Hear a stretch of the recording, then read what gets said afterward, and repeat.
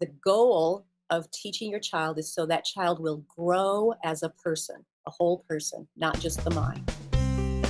So yeah, let's talk about this. What are the 5 different flavors? Okay, the 5 that we're going to talk about are traditional, classical, Charlotte Mason, unit studies, and unschooling. Those are the 5 main ones. There are some others as well, other players in the field, but those are the 5 that you'll probably hear most often. So let's Yep. start with those. Okay. All right. Traditional, broad strokes here. All right. Yvette, did you go to the school of the yellow bus when you were growing up? Well, I didn't take the yellow bus, but I went to a private school my whole life. So yes, regular traditional school. Sitting in the classroom. Yep. And so you have textbooks for each subject. You probably have workbooks that go with it. Yep. And you were assigned to read this section of the textbook, right, answer these questions, and remember that information until the test. Right. All right. So that's what I call traditional. It's what many of us are familiar with from our backgrounds. Yes. And you can do your homeschool that way. Absolutely. If that's going to be the best fit for you and your children, you can absolutely do a traditional homeschool.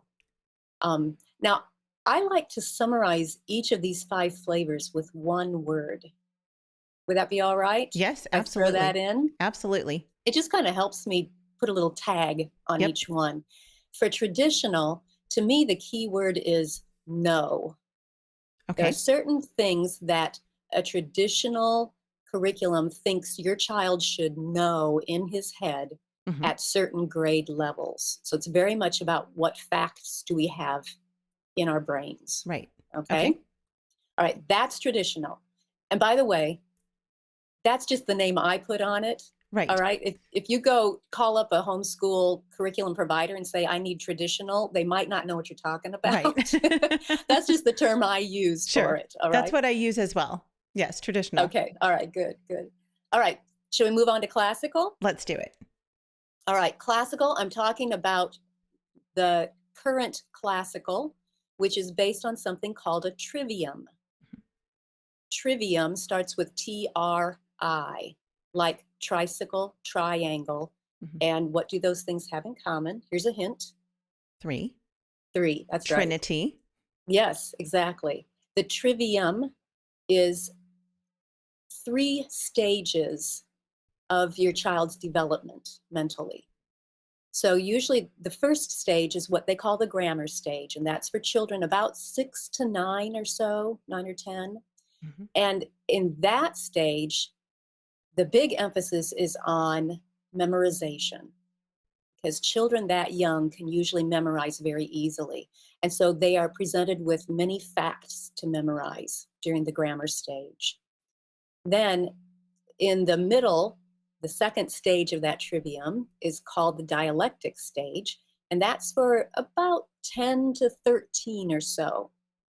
And that's where they're teaching the children how to think logically, how to reason.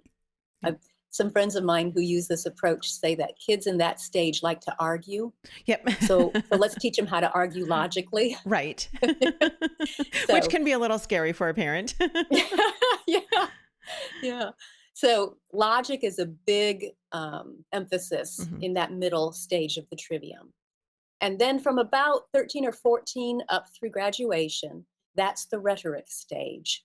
And that's where you help the child learn how to put their thoughts together and present them in a persuasive manner. They can state their opinion and they can support it. So those are the 3 stages. And so your work in a classical homeschool curriculum is going to be kind of geared toward those things in those different grade levels. Does that make sense? Totally. Yep. It makes sense to me. I know that there are some parents listening who are like, what is she talking about? But hang on, because we're going to get deep into this in the next few weeks. So yes, continue on. That's classical. That's classical. And what is your word for classical? Because you said you had a word that no was your word for traditional. The one word I would use to summarize classical is think. Okay. Because there's a big emphasis on logic and reasoning and teaching children how to think. Okay. That's a big emphasis for classical. Great. Okay. All right. Third flavor is the one that I use. It works for my family, and I'm not here to try and convince everybody to use it in this session. I want you to find the one that will work for you. But Charlotte Mason is a little bit different in that rather than using textbooks that present the facts, she used literary style books. So it's still the facts are in there, but they're usually wrapped in a story, a well-written story. And then rather than read the questions and answer them at the end of the section you read in the textbook, like we talked about with traditional and classical, the Charlotte Mason is you read a portion of that literary style book, and then you tell it back in your own words as much as you can. So that's called narration. And we do that instead of the question and answer part of things. Right.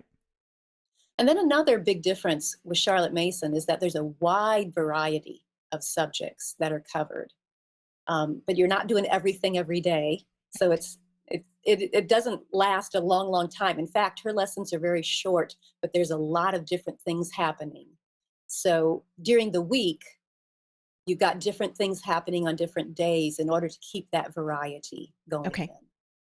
And then now you'll have to stop me because I do whole day workshops on Charlotte Mason. So make sure I'm not overgoing here. But let me give you the one word I would use to describe a Charlotte Mason approach then. Sure. That would be the word grow. Okay. Because to Charlotte Mason's philosophy, the goal of teaching your child is so that child will grow as a person, a whole person, not just the mind. Okay. Okay. Got it. Then what should we do next? Unit studies? Yes, let's do unit studies. Okay. The flavor of unit studies is where you choose one topic and you try and see how many school subjects you can tie to that topic. Now, let me throw something in here. Okay. As we're talking about these different flavors, in all of them, there's a spectrum, really.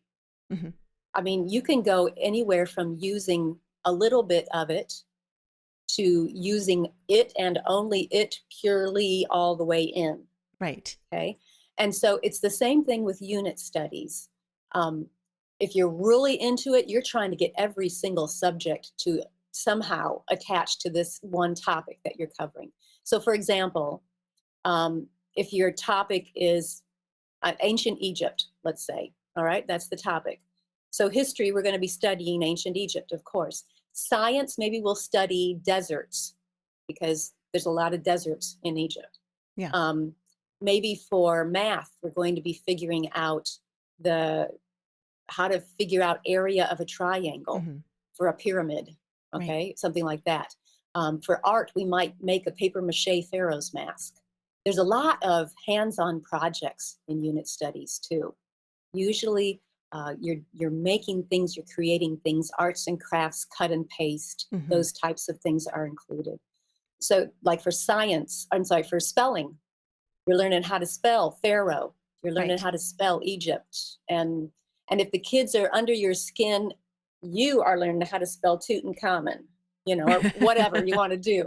But you want to tie as many of those school subjects into your one topic as possible in a unit study approach. And probably the one word I would use for unit studies is the word do.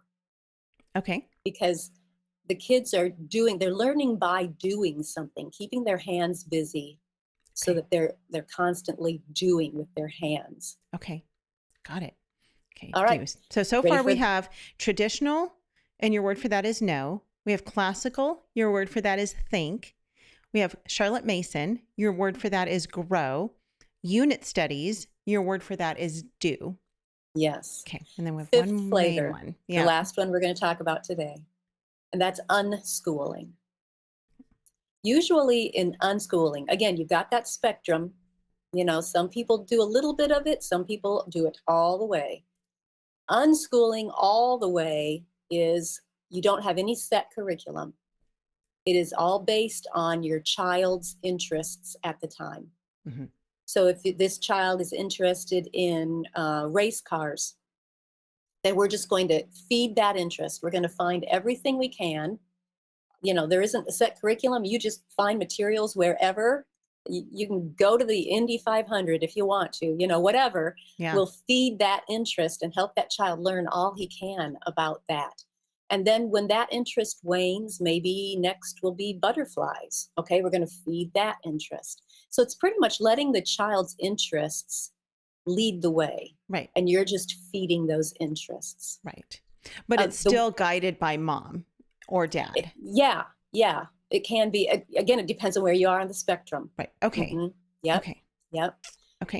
The word that I would use to describe unschooling is the word live. Live. Okay. Because you're learning through life, through real life experiences, real life interacting with other people, Right. hands-on real life projects. Yeah. Another example of unschooling would be, we're going to build a house. So set aside everything else. The kids are just going to help me build the house. Yeah. And they're going to learn a lot of things about a lot of things through that project. So I think of the word life as the word for unschooling.